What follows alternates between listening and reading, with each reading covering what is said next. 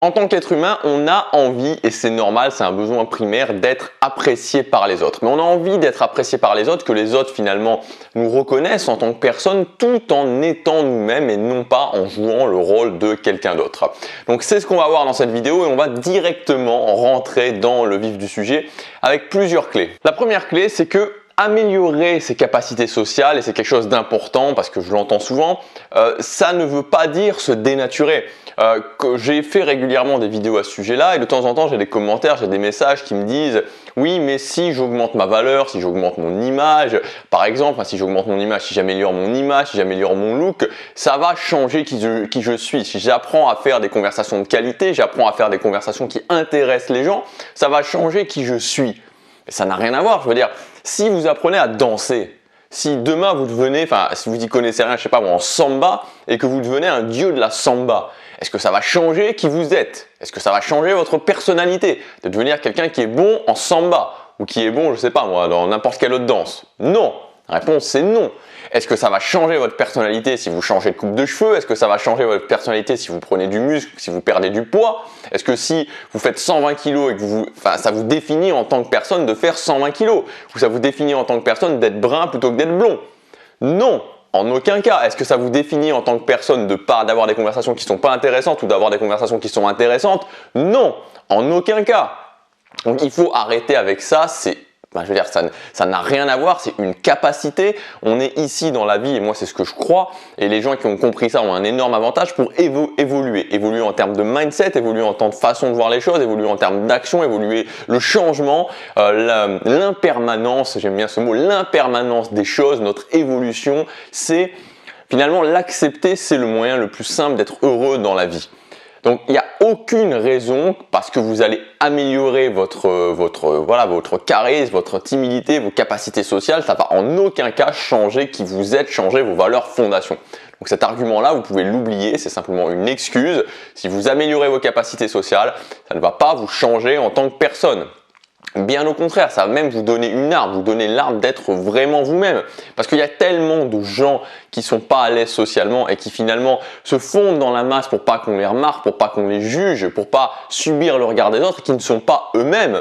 Au contraire, quand vous allez faire sauter cette carapace, vous allez être beaucoup plus vous-même, vous allez vous autoriser à être beaucoup plus vous-même. Deuxièmement, vous mettre activement à votre développement personnel et à la création de la vie que vous voulez vraiment vivre. Vous savez, une des clés pour être apprécié par les autres, c'est faire ce pourquoi on est bon et sortir du lot et vivre la vie qu'on veut vraiment.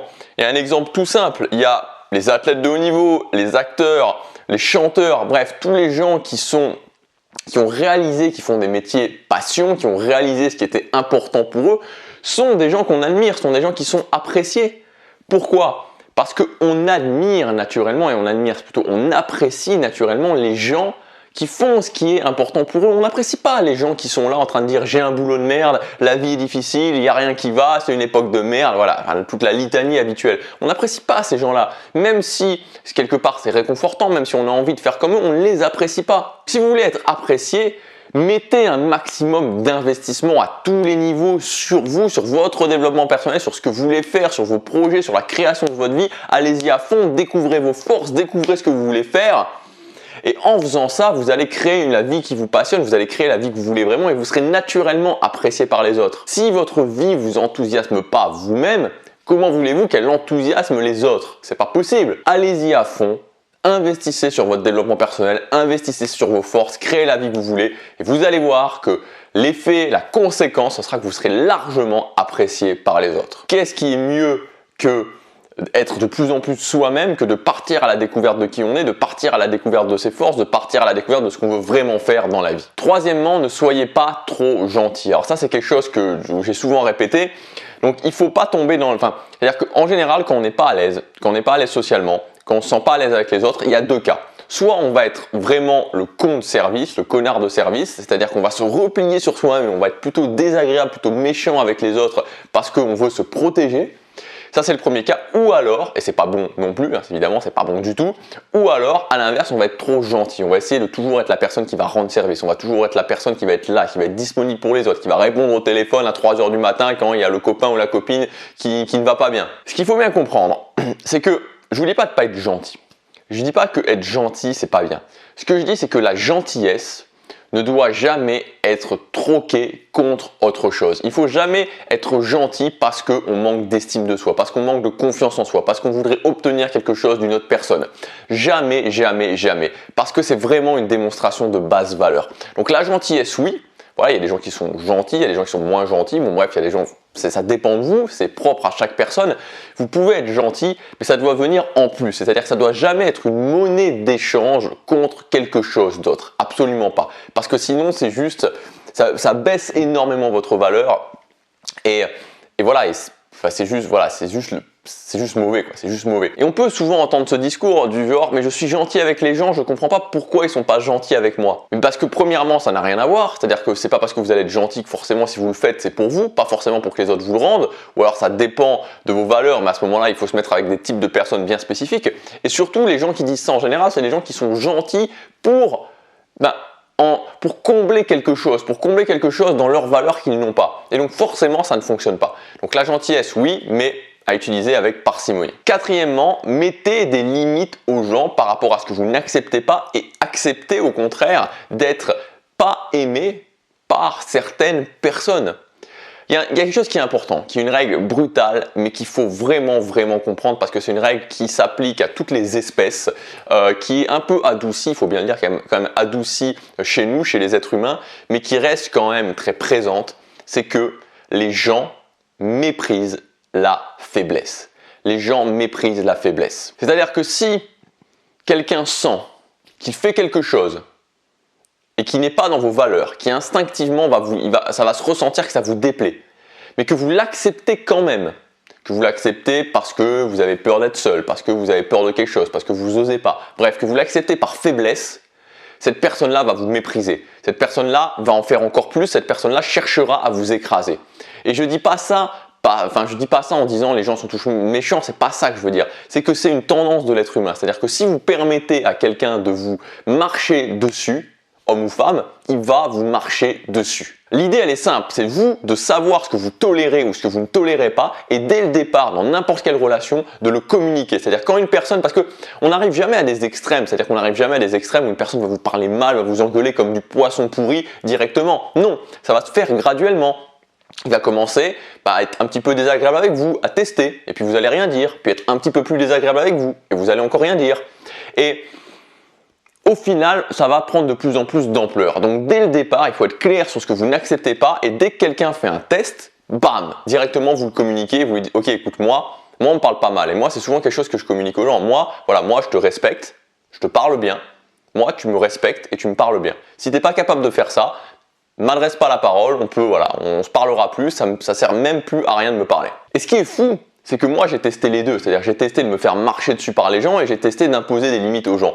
Et on est beaucoup plus apprécié, les gens je sais pas si on peut dire vous aiment plus, mais évidemment il y a des gens que vous allez perdre et qui vont partir, mais dans la majorité des cas, les gens vont plus vous apprécier quand vous leur mettez des limites et quand vous êtes clair et cohérent avec vous-même, quand vous ne permettez pas la faiblesse, quand vous n'agissez pas par faiblesse. Donc, sachez quelles sont vos limites et montrez-les, communiquez-les aux gens et n'admettez pas, ne tolérez pas qu'on dépasse vos limites par faiblesse. Cinquièmement, intéressez-vous aux gens. Intéressez-vous sincèrement aux gens.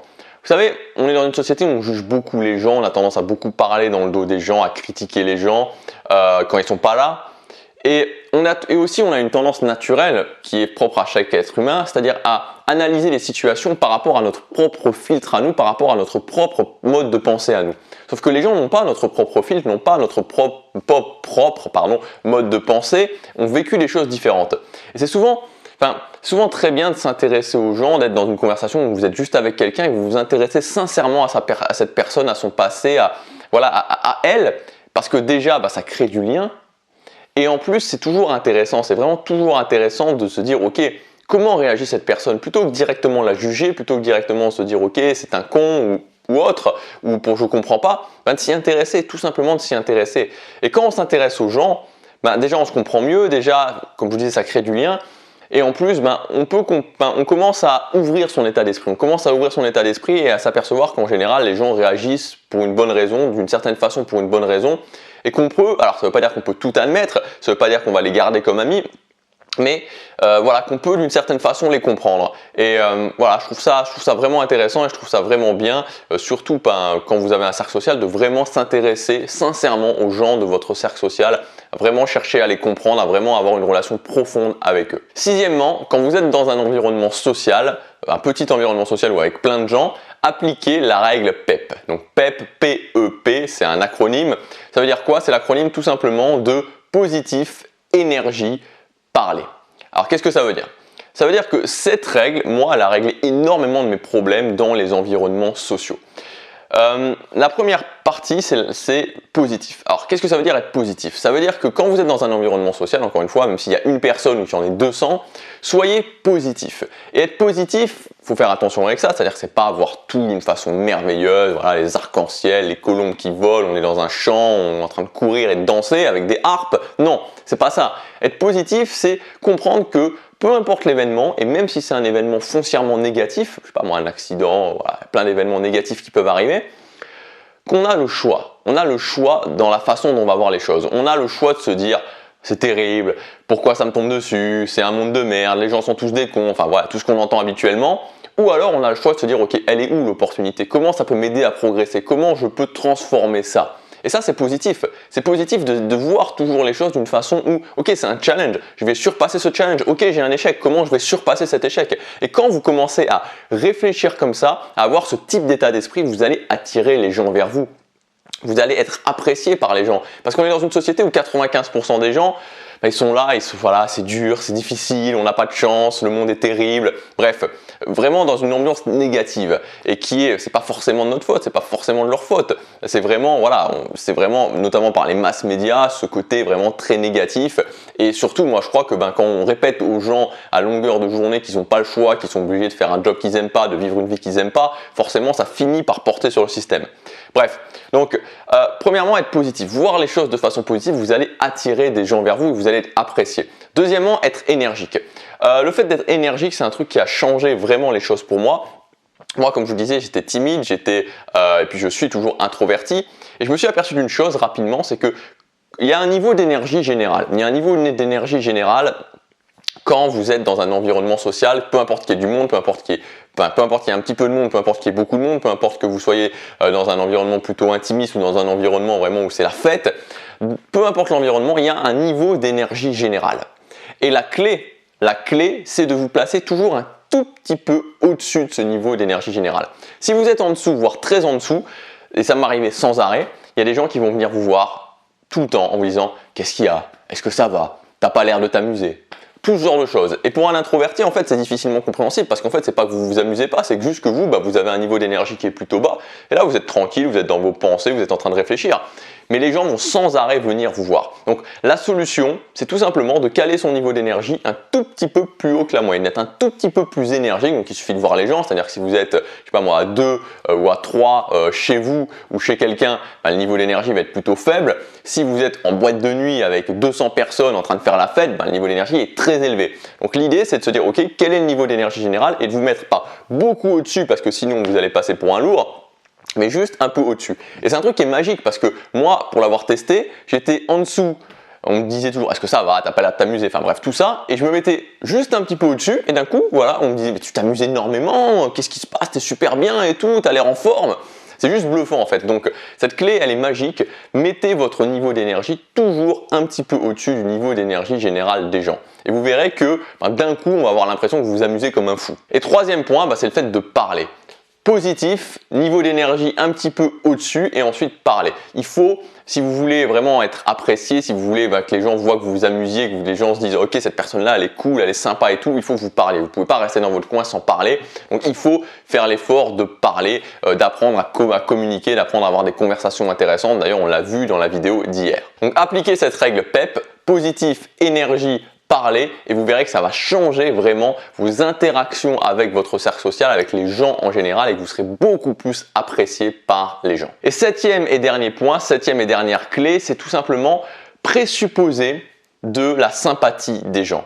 C'est quelque chose de très important. Aujourd'hui, on a cette image, je vais taper encore une fois sur les médias, mais que le monde est dangereux, que les gens sont tous des cons, que les gens sont pas sympas, que les gens vont essayer de vous arnaquer. Et moi, c'est assez sympa, non, c'est assez bizarre parce que ça fait un petit moment maintenant que je bosse sur le net et des fois, il y a des gens qui m'envoient des messages en me disant « Est-ce que tu vas pas m'arnaquer? Est-ce que je vais pas me faire voler mon numéro de carte bleue ?» Tout ce genre de choses.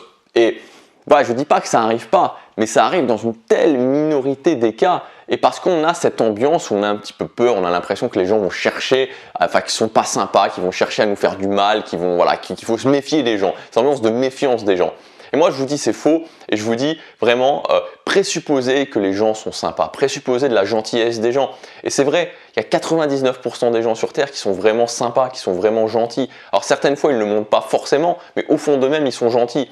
Il y a bien sûr 1% des gens qui font des choses atroces, mais c'est minime. C'est minime. L'immense majorité des gens est sympa, l'immense majorité des gens est gentil. Et quand vous présupposez de ça, vous savez, on dit souvent que si vous traitez quelqu'un avec confiance, avec respect, il va agir comme ça. Si vous traitez quelqu'un avec confiance, vous lui faites confiance, il va agir de cette façon-là. Si vous traitez quelqu'un comme un voleur, il va agir comme un voleur. Donc si vous traitez les gens en présupposant qu'ils sont gentils, que c'est des gens sympas, que c'est des gens qui sont bienveillants, la plupart du temps, ils vont montrer vraiment ce qu'ils sont, ils vont être sympas, ils vont être bienveillants.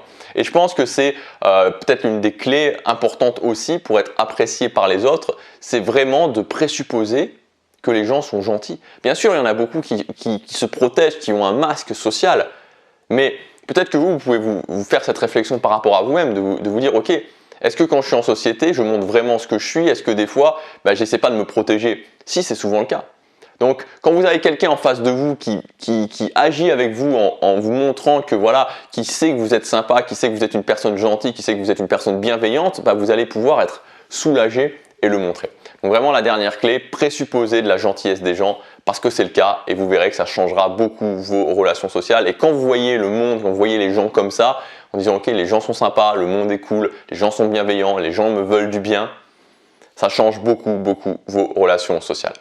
Voilà pour cette vidéo, j'espère qu'elle vous aura apporté de la valeur. Encore une fois, je crois que c'est jusque demain, uniquement jusque demain, vous pouvez accéder à mon pack de 3 formations avec 392 € de promotion en cliquant sur le lien dans la description ou sur la fiche juste ici. Dans ce pack, vous retrouverez 3 formations.